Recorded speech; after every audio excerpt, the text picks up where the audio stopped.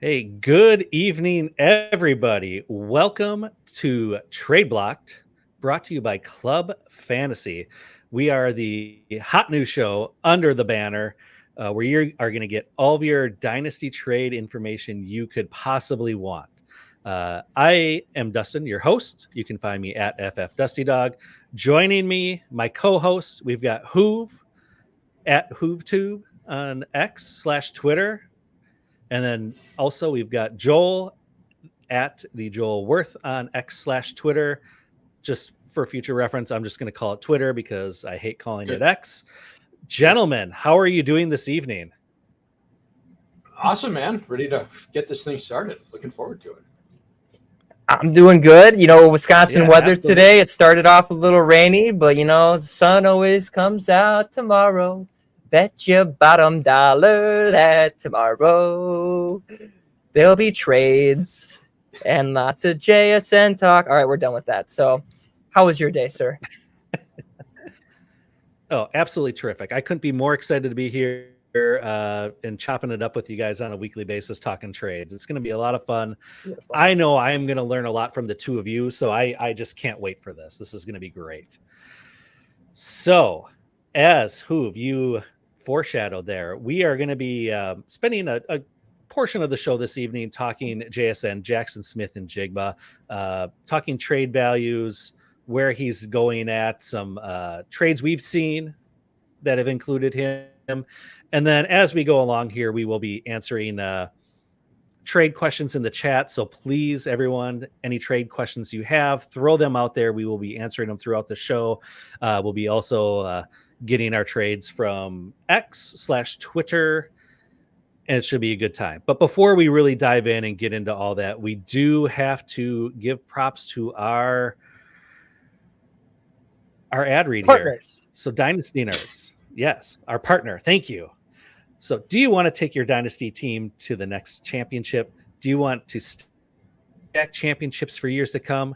Then you need to hear about Club Fantasy's newest partnership, Dynasty Nerds. Dynasty Nerds is one of the most trusted sources for both Dynasty advice and Dynasty tools. Their Nerd Score helps identify rookies with high ceilings and longevity to keep you in contention for years. If what you're looking for is film on incoming rookies, then look no further than their All-22 film room.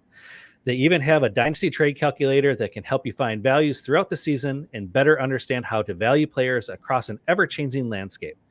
And these are just a few of the tools that they offer. Just head to dynastynerds.com and see for yourself. Choose from one of their subscription plans, and at checkout, enter the code Club Fantasy to save 15% off your subscription. Once again, go to dynastynerds.com and use promo code Club Fantasy to get 15% off. dynastynerds.com. Yeah, All baby. right. Yeah. Come on. I should probably do that since I subscribe and pay full price. I should probably use the code. Who doesn't like a deal? I like a deal. Yeah, for sure. Yeah. Who doesn't like a good deal? Let's be honest. That's right.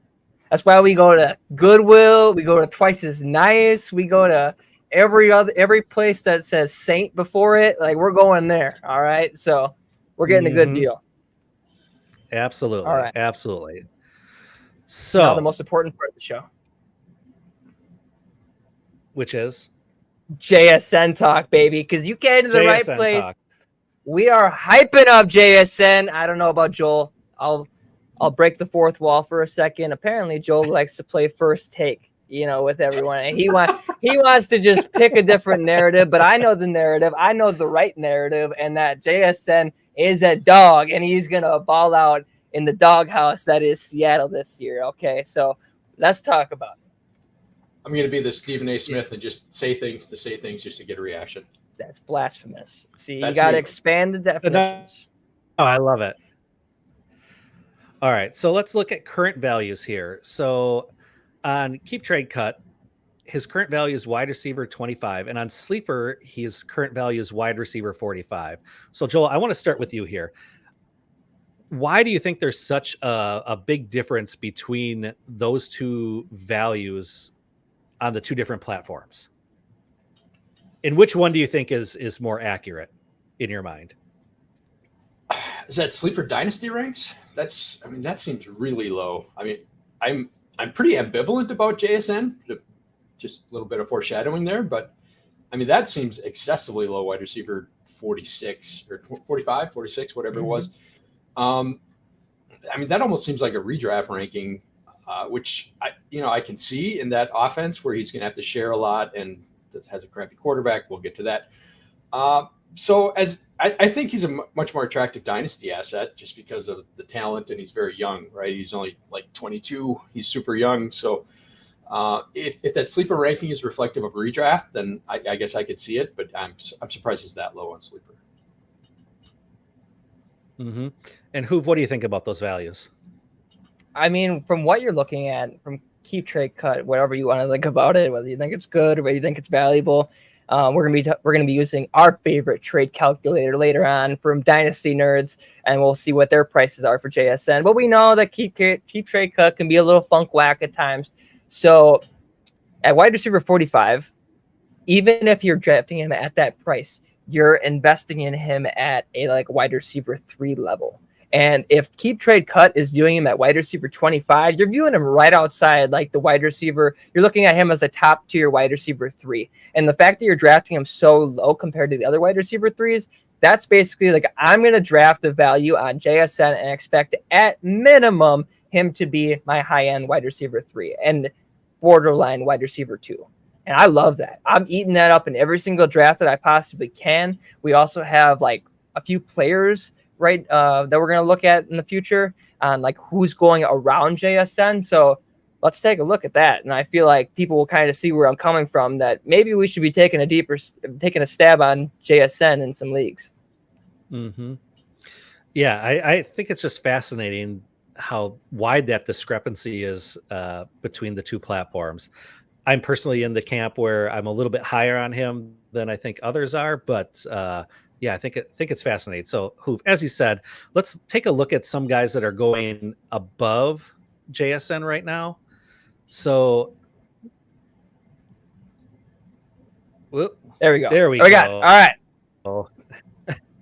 So some of the wide receivers going above JSN on keep trade cut. We got Zay Flowers, DK Metcalf, teammate, Tank Dell, T. Higgins, and George Pickens. Hoov, I'll throw it to you first. Does this seem right that these guys are all above him, or is he fairly priced here? We know from JSN's talent, and I got a new article coming at you guys in the near future at Club Fantasy, breaking down all of JSN. I won't give away too much from it today, talking about it, but we know on what JSN's true value is, what he can do, how he can show out in an already loaded wide receiver room. And yeah, it's the same wide receiver room as last year, but a different offensive coordinator that's going to be designing plays and whatnot. And so we know that there's potential for him to even outproduce DK Metcalf. Yes, DK Metcalf is a whole different wide receiver than JSN is, but there's just a different part of the offense, and whoever is open in a offense that's going to kill people vertically, I think JSN he really could be right there. He really could. So from what you're getting, like, are you giving up a first rounder, a 2024 first for all these players? Absolutely. And I still feel like you're still giving up like around the same price for JSN. Even if people did like what they saw last year, they're still expecting that payoff from what they invested in 2023. And I think it's still valid. So would he be at the bottom of this tier for you, at the top of the tier, in the middle, just to kind of get a better idea of where you're valuing him? Well, people like to sleep on T. Higgins. So I think I'm more optimistic about T. Higgins. Like if T. Higgins is there and Joe Burrow is there, like we know what we can get out of T. Higgins. But George Pickens, to me has just been such a big question mark on like what he's really going to do and whether he can step into that wide receiver 1 role without Deontay Johnson, and what the offense is going to look like when it's designed around him. That's like one of the biggest tasks that we've like seen people talk about with George Pickens, is like he's such a rare wide receiver that the offense kind of has to be developed around him. And so I just don't know. I feel like I still would value JSN higher than George Pickens at this point. Okay. And then let's throw it to the other side here. Wide receivers on keep trade cut going just after JSN. We've got Jordan Addison, Brian Thomas Jr., Ladd McConkey, Xavier Worthy, and Jaden Reed. Now, Joel, would you be drafting any of these players over JSN, or is this fair? I think it's fair. I don't think I would clearly take any of those players ahead of JSN. I mean, I would kind of roughly value him at kind of mid to late 24 first, and that's where Brian Thomas is going. That's probably Jordan Addison's value. So yeah, I think that's an appropriate place for him. And you can make arguments for or against any of those guys going, ahead of or behind, close to JSN. But I think that's a good group for him to be in. And I think the guys going right ahead of him, Pickens, Higgins, Tank Dell, it's 6 to 1, half a dozen to the other. You can make a case for all those guys, but you can make a case for JSN based on his talent going ahead of them. So yeah, I think that's a pretty reflective tier or a pretty reflective group of the tier that he's in. And that's what kind of drove me crazy and what kind of got me on the JSN train is like seeing players like this, like Brian Thomas Jr., Ladd McConkey, Xavier Worthy, Jaden Reed. Like these guys are not necessarily Jaden Reed, but just the rookies. I never understood how people were going to invest in a rookie. Like, yeah, we've seen it from rookies in the past on who can produce and people can like have absolutely explosive seasons. But for the most part, we talk about people needing to grow in the NFL and getting over that rookie slump or rookie hump, whatever you want to call it.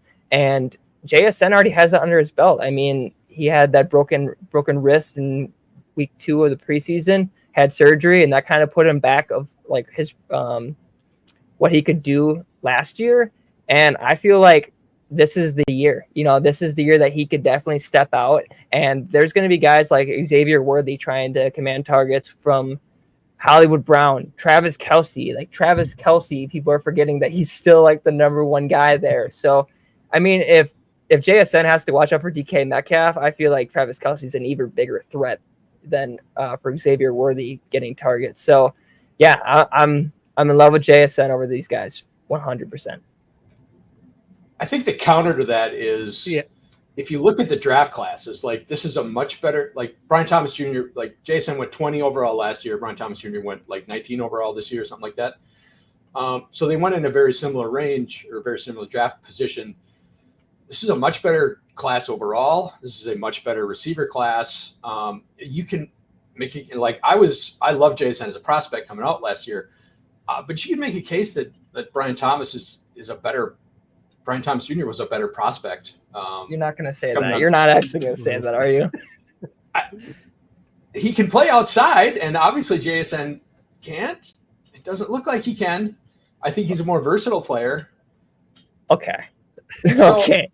Like I'm not going to argue with you on Worthy. I would much rather have JSN than Worthy, McConkey, any of those guys. Yes, I absolutely would rather take JSN. But I can see the case for Brian Thomas Jr. going ahead of JSN. I think that's the craziest thing I've heard so far about JSN is Brian Thomas Jr. might be up to the same prospect level as him. Because are we forgetting 1606 as a sophomore at Ohio State with Garrett Wilson and Chris Olave in the wide receiver room as juniors, and Marvin Harrison. Yeah, like freshmen don't produce at Ohio State wide receivers, but come on, he's outproducing in a stacked wide receiver room. I mean, and then I think we're even forgetting, like with Ryan Grubb, like with what Ryan Grubb, yes, Rome Odunze is a better prospect than JSN. But who's to say that Ryan Grubb can't work on all those flaws in JSN's route tree and get him up to that tier? I mean, JSN has all the talent in the world to push himself to be like Rome Odunze, next level route runner. And I'm all in on it with Ryan Grubb and the way that he just utilizes his receivers. But you got me riled up. You got me there. All right, that's one. Yeah, Hoov, I'm going to side with you on this debate as well. I think JSN has the higher ceiling. I do think he finally overtakes Lockett this year in that offense. He did have just a slow start last year.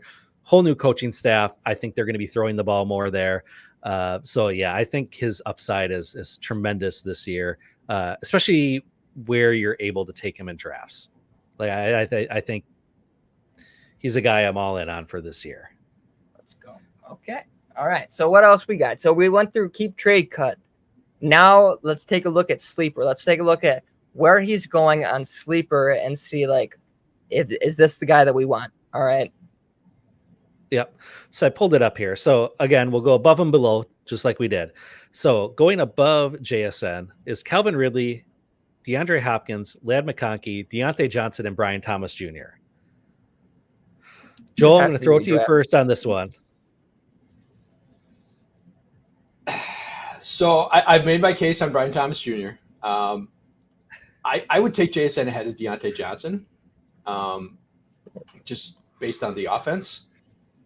I just think it's going to be a better offense in Seattle. Like Hoov said, I think a lot of JSN's problem last year was due to Shane Waldron, and I think the offensive coordinator can't hurt.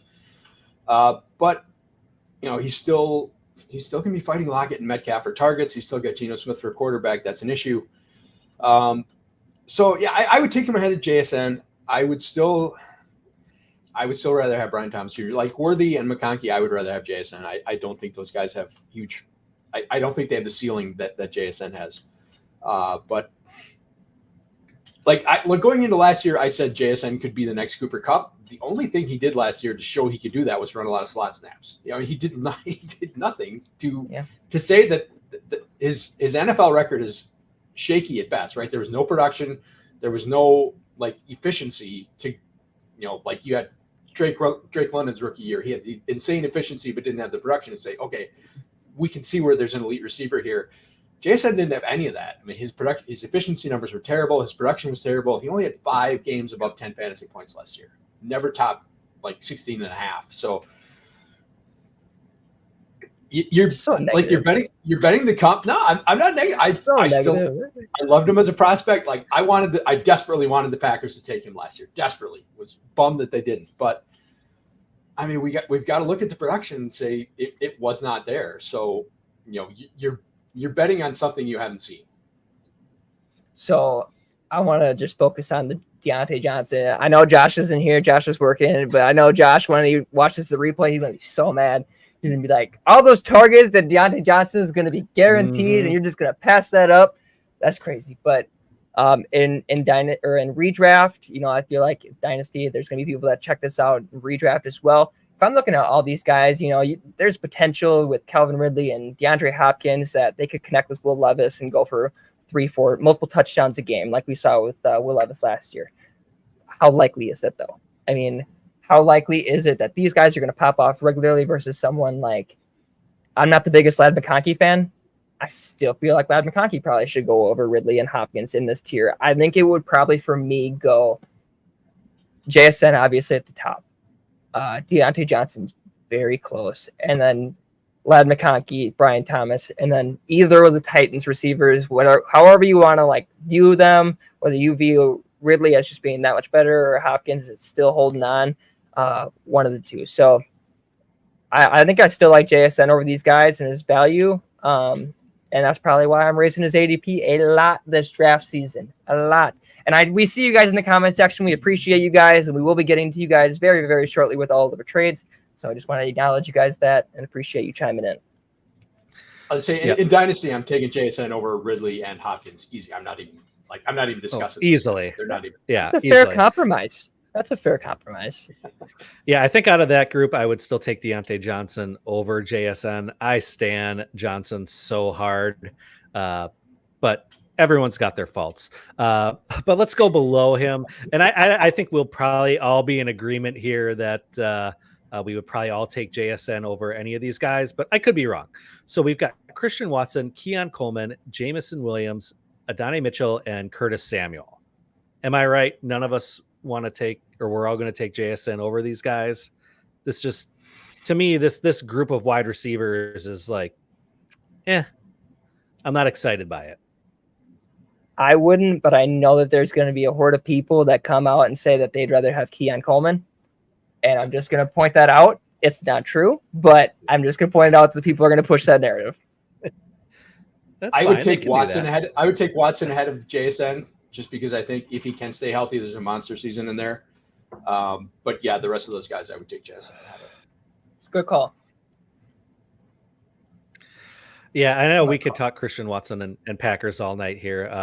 But yeah, the health is the big issue with him. And until I see it, I just don't trust it. All right. So before we hit the chat here real quick. So Hoov, we're going to start with you here. JSN, what do you realistically see as his ceiling for this year and then beyond dynasty wise?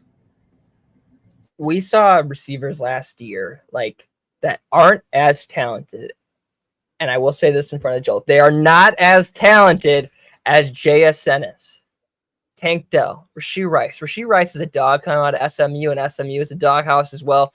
But JSN was the talent at receiver last year.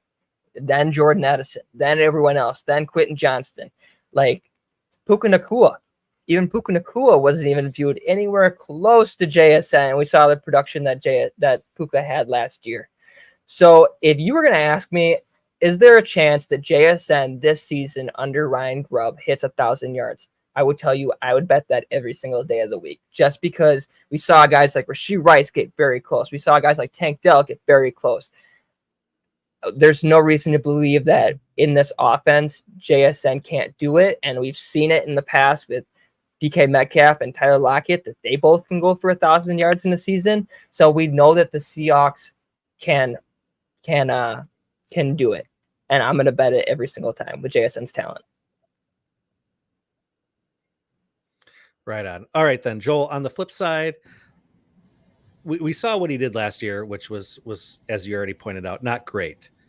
What realistically do you think for this year and beyond is his floor, knowing that we have this new coaching staff and Tyler Lockett's a year older? Like, I think the floor is basically what he did last year, right? I don't think he's going to get any worse. But I mean, like who said he could go for 1,000 yards? He had 628 last year. Right? So you're basically saying he can jump basically on, and he had 93 targets. It's not like he wasn't getting targeted. So and the efficiency was okay. It was just his ADOT was so bad. I mean, it was super low. It was like six per target or something like that. And that was up. Like early in the season, it was like 2. It was just he would take 2 steps, turn around, they would throw him the ball, and that was it. Now, that's a Shane Waldron problem. That's not a JSN problem. But, again, he got 93 targets. So what's a realistic target gain? And can he improve the ADOT? Can he improve the yards after catch? How does he get to 1,000 yards? That's a big gap. That's basically 2/3 of what he did last year. He has to increase his production by just to get to 1,000. So I think that's a stretch. I think he could get halfway there. Right? I think he could maybe go like 80 catches for 800 yards. Hopefully kick the touchdowns up a little bit, but I don't see him being like an elite touchdown scorer. He ran 65% of his routes from the slot. So you're probably talking like 6-8 max, unless they want to get, if they can get him involved in like handoffs and stuff like that, like the Packers do with Jaden Reed, something like that, then maybe he's got a double-digit touchdown upside. So I think his floor is what he did last year. I don't think it's going to be any worse than that. I think Shane Waldron being gone and Brian Grubb coming in has to help. I think it's probably likely that Tyler Lockett takes a step back, but I still don't like the quarterback. I don't like Geno Smith. I don't like Sam Howell. If it comes to that. So yeah, I think you're kind of betting on, if I'm investing in JSN, I'm probably betting on 25 being his breakout and not necessarily this year. I think he's startable. I think and he wasn't last year, right? He was not startable at all. Like I said, he only had 5 games above 10 fantasy points. That's just not startable. So I think this year he will be a startable player, but I still don't think the breakout is coming this year. I want to add one short thing because he's starting to talk about Geno Smith. All right. And you want to doubt Geno Smith too? That's fine. All right. I'll get all the Geno Smith as well, because Ryan Grubb, I'm not knocking Michael Penix by any means. I'm not. Great quarterback, a lot of talent. The way that Ryan Grubb simplified his offense, Geno Smith has been in the league for many, many years, been in many, many offenses, been on many, many teams, and has learned many play styles, many playbooks. And Ryan Grubb, he simplifies his offense in such a way that Michael Penix, he knew exactly when the free safety was going to pull. And if you see JSN being positioned more in like a wing position, just watch. That's a touchdown every time, because the way that DK Metcalf can pull the strong safety and JSN can open up the middle with a post route, just knowing the free safety is going to pull. Oh my gosh. Just go back and watch Washington's offense last year and just seeing what Jalen Polk did. I'm like, JSN's going to smash, especially with Geno Smith at quarterback. Geno Smith is so underrated this year. Please go out and get him as your QB3. Please, for the love of God. That's it. That's all we're saying about JSN. If you want to talk more about JSN, you guys can go ahead and listen and read my new article coming very soon to Club Fantasy. Yes, I'll say that sounded like a great place to leave that. So let's hop into some of these trades here. I'm going to pull some from the chat first here, since they're actually joining us live. So we want our live chatters here to get preferential treatment. So first one here is from Shapune, if I'm pronouncing that correctly, hopefully. So we've got someone offered me the 210, the 503 of 20 and a 2025 first for a 2025 second in the 109. And this is a redraft 12 team. It's a startup. Superflex it's a Dynasty premium startup. Yeah. So thoughts on that trade? Okay. 210, 503, and 2025 first. So we're trading. I honestly think that's kind of tough in a Dynasty startup. I kind of fade away from doing that early on in trades in the first round, because you know what you're going to get. I mean, 109 in a Dynasty startup, you're passing on in a full PPR. I mean, you could be passing on someone like Justin Jefferson, a full PPR Superflex league, depending on the format of this. So, it says this is a redraft 12-team Superflex. He clarified later. No, it's a Dynasty startup. He clarified. Yep. He did. Okay. Yeah. So for me, that's kind of tough. You're trading down. You kind of know what you're going to get out of that 109. If you really believe that there's someone that's going around that price range that's just going to bust, maybe it's a smart move, but I'd probably lean against it. Yeah. What about you, Joel? I put in the chat, I hate giving up the 109, because like to me that's an elite quarterback and that's where I'm going in Superflex. That's a really good package. That's a really nice package. You're getting a fifth, you're getting the 210, so you can come around. So you can still get a good quarterback at your in a 12 team. Your second pick is the 205. You can still get a good quarterback there. You can get another. You can get it's a tight end premium, so you can get a tight end. You can get probably Laporta or Kelsey or McBride, whatever you want to do at 210. A fifth round player is valuable in this format in the tight end premium. Mm-hmm. Plus, you're getting a 25 first and second. It'd be tough to give up that 109, but that's a package that I think could do it. I think I would do this. It would be tough. Like I say, I don't want to give up that quarterback, that potentially elite quarterback at 109, but that's a really nice package. It would be easier to assess this if I saw the players that they drafted with these picks to be like, okay, yes, no. So for me right now, I'm critical, but scared money don't make money. That's a very true point too. So you got to risk it for the biscuit. Yeah, I agree. I think the package is a tremendous deal, but yeah, personally, I don't know that I'd be able to pull the trigger on that, just giving up that first round pick. But I think the value is definitely there. So I guess, yeah, if you like to gamble and you don't mind not getting that first round pick, then go for it, because and you got that extra 25 first. You could always trade up a little bit later in the draft and accrue some of that, get some picks back early on to make up for it. So yeah, I love it. Just going through right now. All right, so we got another one from Shipion. We got the same one. It's the same one. All right. It's the same one. How do read? All right. So we got Andy in the chat. Where we got another one? Let's pull one up. All right. A lot of Gator in the chat. I don't see any other trades here, but we did get a bunch on Twitter. So Hoov, if you want to pull those up so we can talk about those. All right. We here? We are here.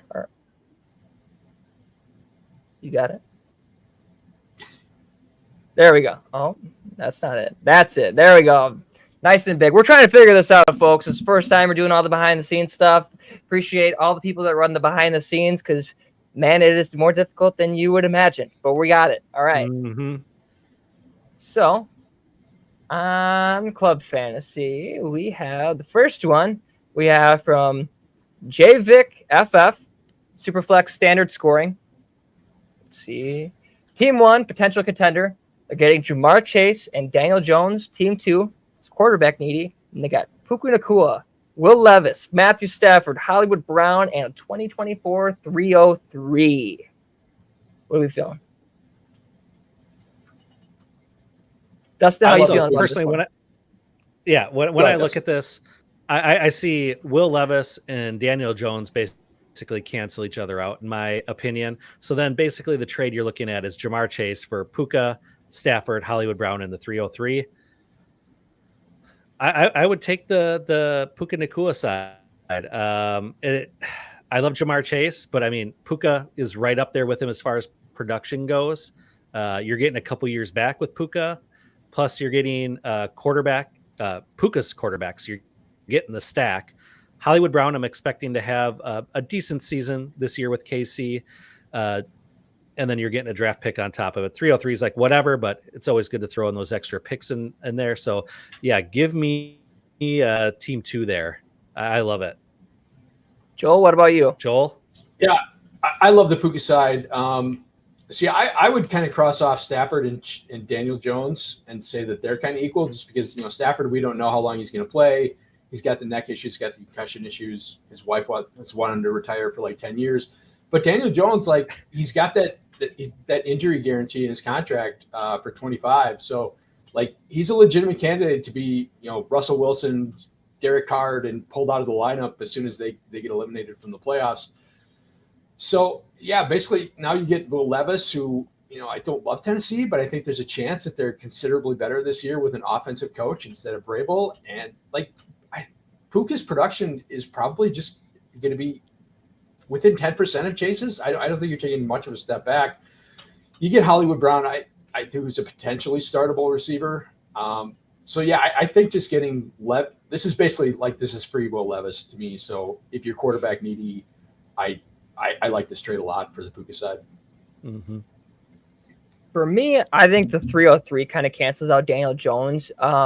But I mean, Matthew Stafford, he has so much upside. Like, there's so many weeks that he could finish like a top 10 quarterback in just various weeks. So, but also Daniel Jones, like if that O-line blocks for him, I mean, we saw like with the stats last year and how many times that he got hit and the backups all just have been sacked throughout the 2023 season. If they can figure that out and they can really get things going with Malik Neighbors, and I'm a big Wan'Dale Robinson guy, so I'm cautiously optimistic about the Giants' offense this year. And we know Daniel Jones' upside with his rushing. Is he going to be able to do that off of a season-ending injury? Most likely not. But if he can show enough in this season, and if they can ball enough that they're not even in a position to draft a quarterback next year, there's another season we could be seeing Daniel Jones, and we could be seeing Daniel Jones in 2025 fully healthy. So for me, the 303, you're drafting Daniel Jones. That's a lot of upside. Hollywood Brown, that's kind of just a guy right now. I mean, Hollywood Brown's extremely talented. I'm not going to knock that, but are you going to go out and trade for Hollywood Brown right now, knowing like how many pieces are in Kansas City? Like if you have Hollywood Brown, you're probably going to hold on to him for what his value is to you, other than someone else giving him up. Will Levis, I would give up. If you're a QB needy team, you're probably going to give up a first for Will Levis anyways. 111, 112.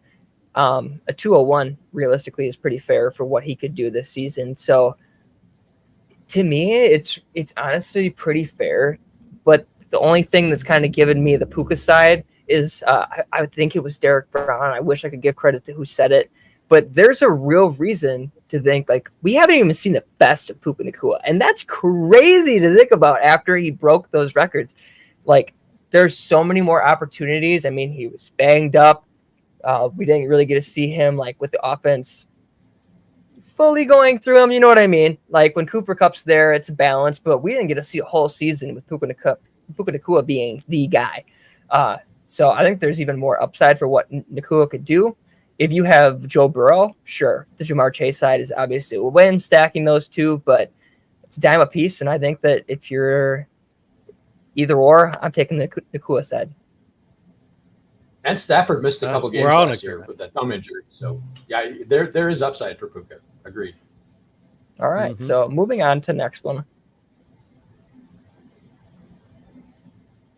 All right. We got one from my buddy BroCal. Looks like he has a few in here, so we'll do the first one. Josh Palmer and a 2025 first for Trey Benson and Ricky Pearsall. Joel, what do you got? I don't care about Josh Palmer, but you're getting a first for 2 seconds, and I'm always taking that deal. So I'll take the side with the first. Dustin. Yep, same. Josh Palmer does nothing, but give me the first. I'll debate you just because it's first take and we need to have different narratives being spread on the platform. So just say it. You're going to be a Benson. homer and talk about Pearsall. That's fine. Hey, let's talk about it, okay?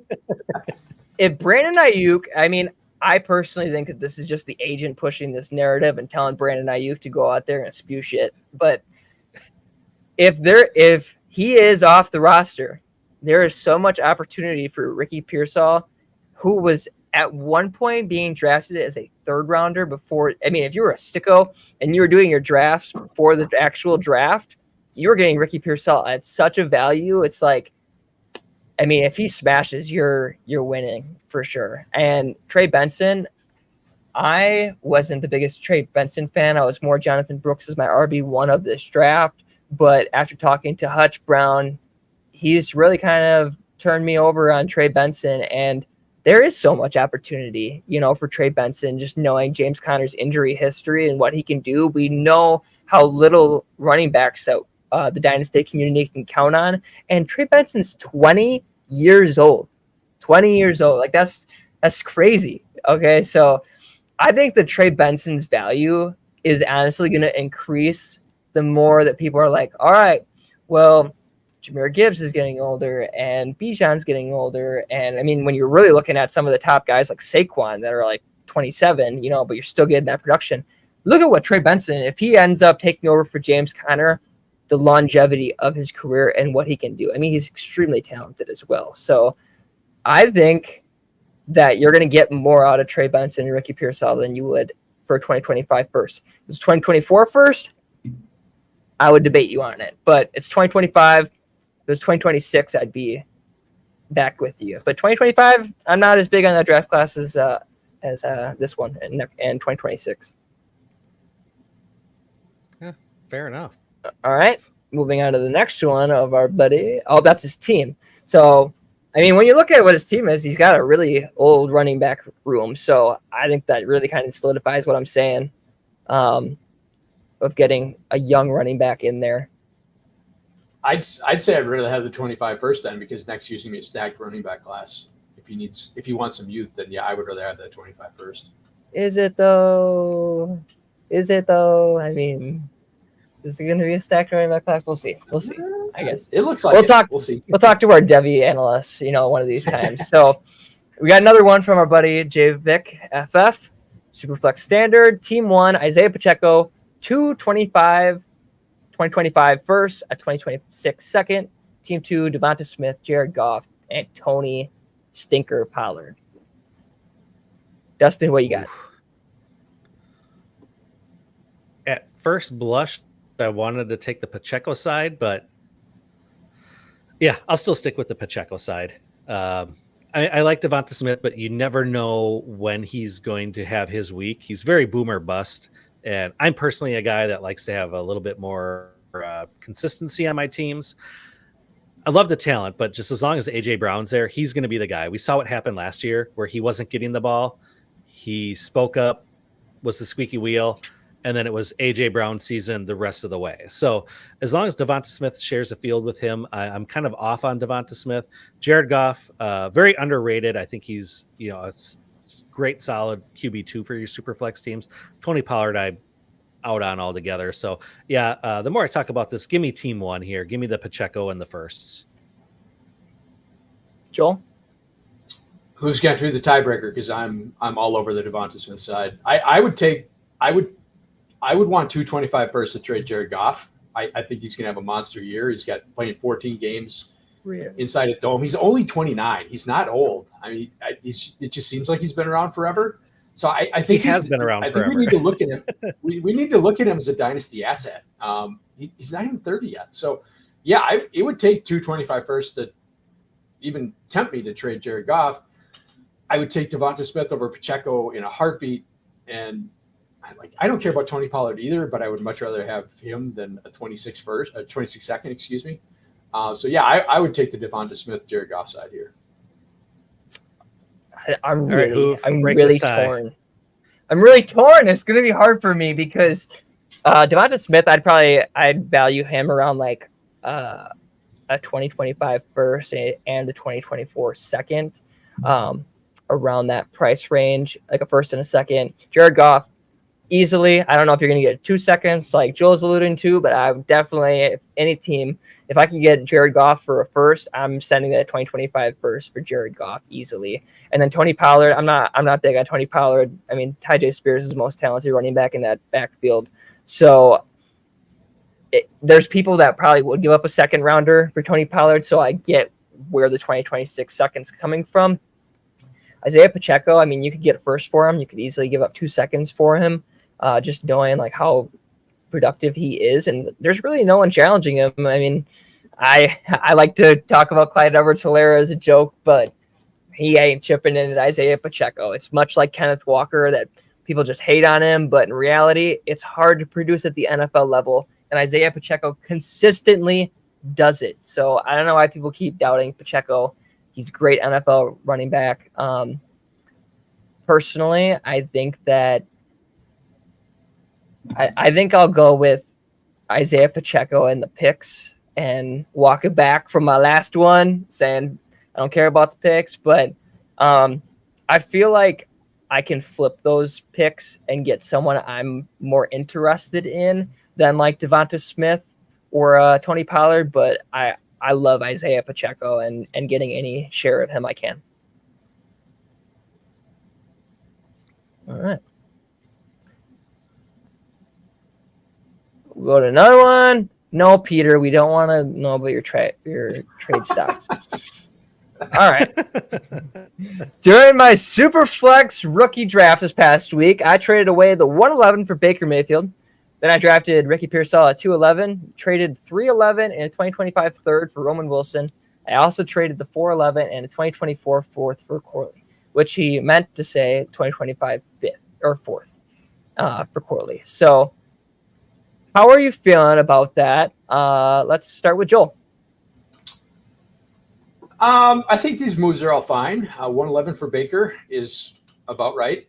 He's a starting quarterback with good receivers. So at the 111, you're probably taking like Bo Nix or something like that if you need a quarterback. So I would rather have Baker than Bo Nix. So that's fine. Pearsall for the 211, I'm cool with that. I think Pearsall is probably going to go ahead of the 211, so I'm good with that. Traded 311 and a 25 third for Roman Wilson. Sure, Roman Wilson's a back end second rounder, so I'm good with that. 2/3 for a late second. I'm doing that all day. And I don't love Malachi Corley, but it looks like he's going to get a shot in that offense. They need a second receiver behind Garrett Wilson, and we don't know if Mike Williams is going to be healthy. So yeah, get 2 fourths for him. Sure, I'll do that. So yeah. I like all these moves. I think they're all good. Mm-hmm. Yep, I agree with you, Joel. Lockstep all the way. Nothing else to add.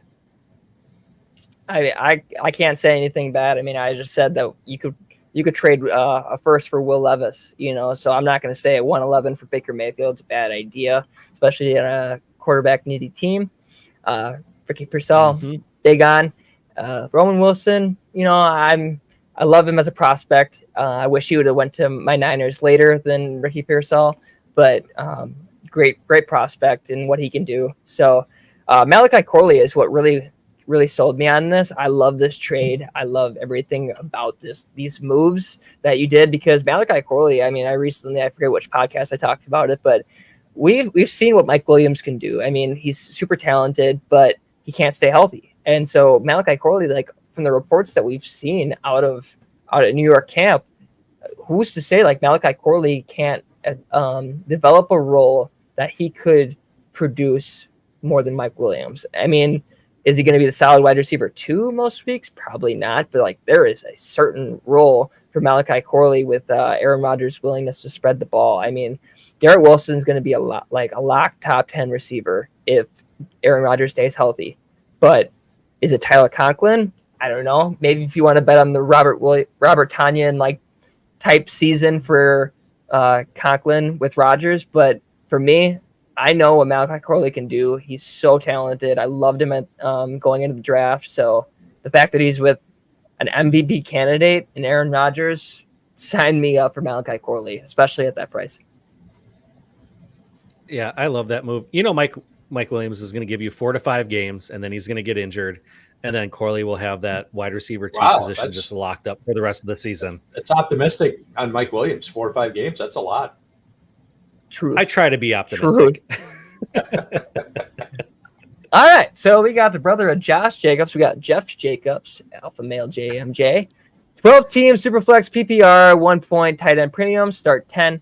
I was a complete teardown rebuild last season, and I am now trying to win the championship. You go, boy. Go get him. All right, first one. Christian McCaffrey for a 2026 second, 2025 first, and a 2025 second. Dustin, what do you got? Yeah, if you feel like you're in a position to go after the championship, then yeah, getting a blue chip guy like McCaffrey, absolutely. I think that's an easy price to pay for him. Joel. Agreed, and I think that's a fair price. And just looking at that team that he's got, it's pretty stacked. So I think that 25 first is going to be late. So yeah, I like that deal even more. Yeah, I'd easily pay that for McCaffrey if I was a contender. I recently tried to. I'll answer with a dynasty trade that I tried to pull off. Didn't go through. They were contemplating it for about a day, but they didn't pull the trigger. And I was trying to get Christian McCaffrey and Kyren Williams, and I couldn't give up a first for Kyren Williams at his price right now. But the value that I was sending for both of them, and I was getting up 2025 first, I was willing to bite it because I'm like, I know that I'm gonna have Christian McCaffrey on my team. That this is. If he's on my team and he stays healthy, that is a last 2 pick in the first round. So the fact that you're giving up a first and 2 seconds, probably late for both, instant smash for Christian McCaffrey. So that's one. Let's go to the next one.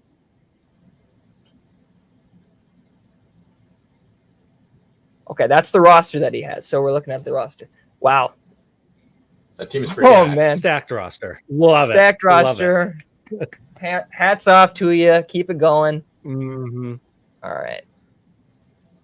We got another one from Jeff. 12-team Superflex PPR, 1 point tight end premium, start 10 with a full extra point per catch for tight end. I acquired McBride to start over Bowers in case Raiders suck. Pair with Kyler Murray, use bully tight end strategy. I know Daniels could be great, but having Kyler and Caleb, I felt safe enough to make the move. Justin Fields, Trey McBride for Allen, Daniels, and a fourth. Someone else is going to have to answer this for me because I love Trey McBride and I love Jaden Daniels, so this is tough. This is tough. I would probably I'd probably stick with the Jaden Daniels side. I think ultimately he's going to have a better career and more upside than Fields, and just the way that we play Dynasty, quarterbacks are way more valuable than tight ends, even in a super flex of 1.5. Like, yeah, that makes a difference, but it's not a separator as if you were playing in a 2.0 tight end premium league. So while I love McBride, I've been trying to snag him up wherever I can. I just give me Daniels in the upside. But that is a tough trade. That is a tough one. Joel? So let's pare this down. I don't care about Davis Allen. I don't care about the 25-4. So this is Jaden Daniels, or the functional equivalent of the 103, probably, for Fields and McBride in a full point tight end premium. I'm with you guys. I love McBride. I'm a huge McBride fan. So I think this is now he's already got Kyler. He's already got Caleb Williams. So I think this is pretty good use of Daniels if you want to, kind of branch out, and he gets Fields, who can be, I think he'll be a viable third quarterback with upside to be more. And McBride is massively valuable in full point tight end premium. He had like 84 catches last year. That he's a huge scorer in that format. So yeah, I'm okay giving up Daniels for this package because like Daniels probably isn't starting for him. Like Kyler and Caleb are. He gets Fields to be his third quarterback. So I kind of like this deal. If you don't want to, if you came out of the draft, you didn't get Marvin Harrison, you didn't necessarily want a quarterback at that spot, so you could turn that into Trey McBride. I like that a lot. So I'm good with that. I'll make mine pretty quick. I mean, I think Trey McBride could be the tight end one this season, but if you're banking on one season, like in redraft, like sure. I mean, like I would love this trade so much, but Jaden Daniels to me, and like my comp for him is CJ Stroud with mobility, and with mobility, like his mobility alone could be like a QB5, like his pocket presence and passing, that's a top 12 quarterback. So combined, like, or with his mobility, top 12, with his arm, top 12 combined, that's a top 5 quarterback in my opinion in Dynasty. And I love Jaden Daniels. I love what he can do with Terry McLaurin and John Dotson. So I'll stay with Dustin, and I'll lean more Daniels for this one. Okay, so I'm gonna stop sharing for a second because we have one from our YouTube chat. So first time, long time, looking for some insight. Trying to acquire Josh Allen, Superflex PPR, 6-point passing touchdown, 1-point tight end premium. We are at Josh Allen, Jake Ferguson, 2025 second for Joe Burrow, Higgins, and the 2024 302. Joel, let's start with you. I'm smashing the Josh Allen side of that deal. Really? Mm-hmm. That's easy, Josh Allen. Yeah, 100%. I guess you're right. Yeah. I mean, I'm only doing this. Agree.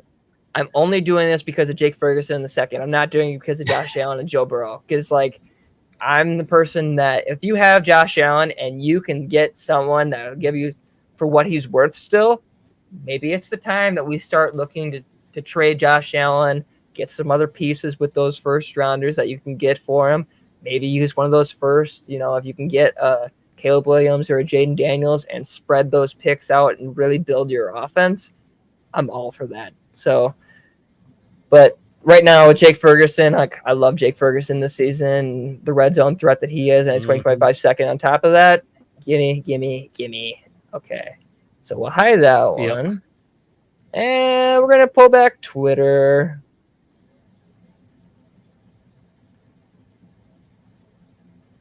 All right. One more. Is there one more from him? No, I don't believe so. Okay.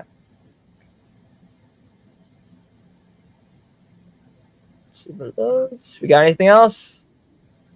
I believe that's it. Okay, so we are all out of trades right now. So we did have a couple others on Twitter. From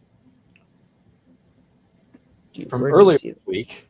That was the post from earlier this week. The Rookie Watch, JSN for a 2025 first, most likely top 6 on a contending team. I think that's fair value. I agree. So repeat that one more time. So you're saying for JSN for a 2025 first, most likely top 6. So a non-playoff team. I think that's fair either way. Yeah, I think that's fair either way. You're looking at Dynasty, like you're probably drafting Roma Dunze at 106, Brock Bowers maybe at 106. 25 first. 25. Yeah, I'm smashing that JSN every time. Okay. Steel Town Crazy Train, Superflex tight end premium. gave JSN for DeAndre Swift and Roschon Johnson on a wide receiver rich RB needy non-contending team. Now, he said he got crucified for this.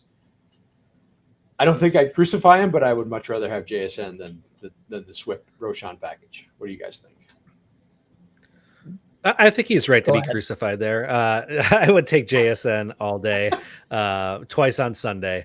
I just those running backs, they're fine. I think they could have fine seasons, but just give me JSN, man. Like he Appreciate is it, an elite Chris. talent, and I don't see. Chris, thank you. I just don't see those two running backs long term doing anything near what JSN is going to give you.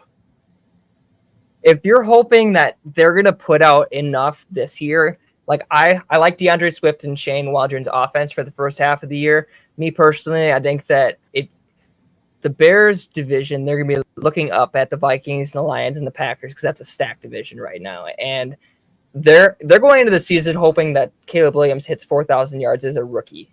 And tall task, especially in a Shane Waldron offense. And if they start falling behind even the Vikings and they're fourth in their division, Matt Eberflus is going to start pointing the finger at someone. And Shane Waldron's going to be out the door, much like Buffalo last year when they were just pointing the finger at who they can get out first and not fire the head coach. So I could see by like week 10, Shane Waldron being out of the building and things flipping. And that if you can try to trade DeAndre Swift when he's at the peak of his season, sure, maybe you could get like 2 seconds out of him. People are really going to buy that. But then you're also going to have Roschon Johnson second half of the year. And there was another person, I believe it was from Player Profiler, that they're talking about Roschon Johnson possibly finishing with the most rushing touchdowns in 2024. I mean, when you look at the running backs that have been behind DeAndre Swift and what they've all done, there's opportunity for it. So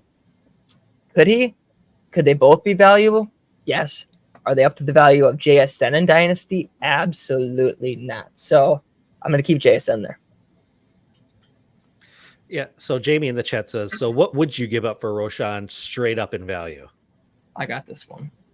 I traded Roschon right before the draft for the 206 and AJ Dillon. And this is right before I thought AJ Dillon possibly could go to another team. Maybe he'd land with the Cowboys and maybe get some volume there. That didn't happen. But I did end up drafting a Donnie Mitchell with the 206. And as a huge Donnie Mitchell fan, I love that trade. I would take a Donnie Mitchell over Roschon Johnson every time. So that's my trade. Yeah, love that. That was nice. And then I do just have to call out here from the chat too. Jamie says, I traded Swift for a 2024 first last year. It ended up being Marvin Harrison. Baby. Good job. That is just dirty, and I love every second of that.